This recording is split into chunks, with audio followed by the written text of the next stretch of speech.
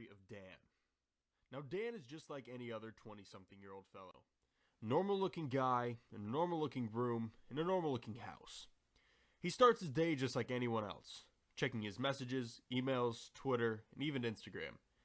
There's only one thing that separates him from the rest of the world, and that's his phone. Dan is completely oblivious to the surrounding world to the point where he is constantly running into things without even batting an eye. His friends are so used to him always being on his phone that, well, they've just come to accept it. Dan never really contributes to the conversation, but would sometimes let out a slight chuckle at a cute cat video or an instant GIF. Yes, it's GIF, not GIF. It's a hard Gus sound.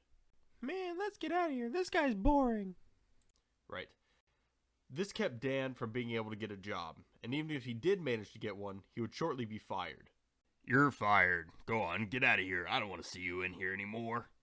Every day the same thing, while he was eating, while he was watching TV, and yes, even while he was pooping.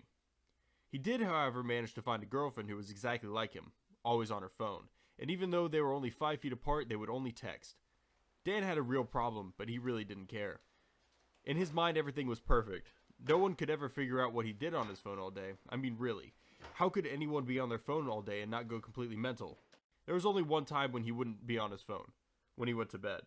For that brief moment when his phone would drop from his hand and land ever so gently on his face, would he go through every single emotion he experienced at that day at once. All the pain, laughs, and even humiliation he experienced in a split second. Although his day was over, his problem continued in his dream. This is the story of Dan. Now, Dan is just like any other 20-something.